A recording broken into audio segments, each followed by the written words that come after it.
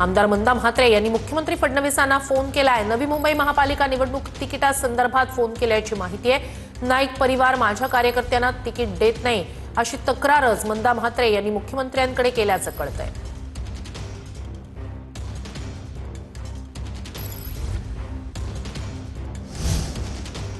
छत्रपती संभाजीनगरच्या पालिका निवडणुकीत नेत्यांची मुलं मुली नशीब आजमावणार आहेत। संजय शिरसाट यांची मुलगी हर्षदा शिरसाट प्रभाग 18 मधून, मुलगा सिद्धांत शिरसाट प्रभाग 29 मधून निवडणूक लढणार आहे। माजी विरोधी पक्षनेते अंबादास दानवे यांचा भाऊ राजेंद्र दानवे प्रभाग 16 मधून निवडणुकीच्या रिंगणात आहेत। माजी खासदार चंद्रकांत खैरे यांचा पुतण्या सचिन खैरे प्रभाग 15 मध्ये नशीब आजमावतोय।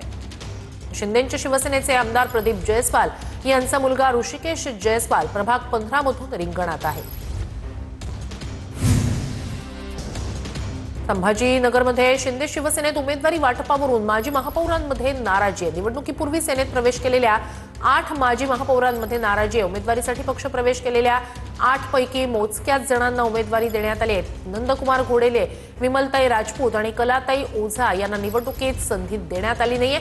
तिकीट न मिळालेले नेते पक्षविरोधी काम करणार की शांत राहणार हे पाहावं लागेल।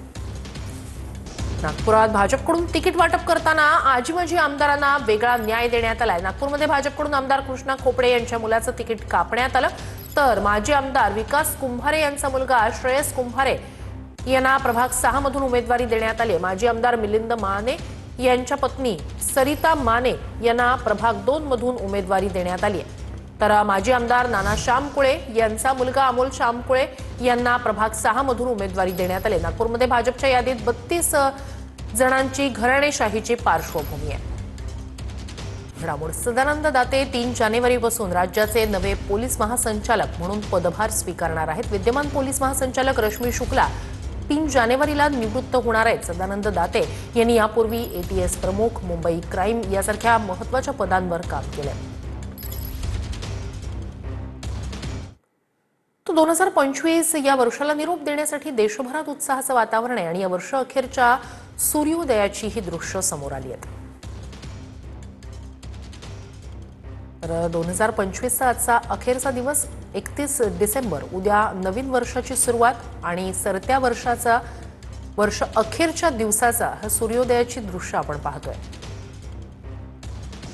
31 डिसेंबरसाठी मेट्रो 1च्या अतिरिक्त 28 फेऱ्या आज असणार आहेत। वर्सोवाहून रात्री 2:14 शेवटची मेट्रो सुटणार आहे, तर घाटकोपरहून रात्री 2:40 शेवटची मेट्रो सुटणार आहे।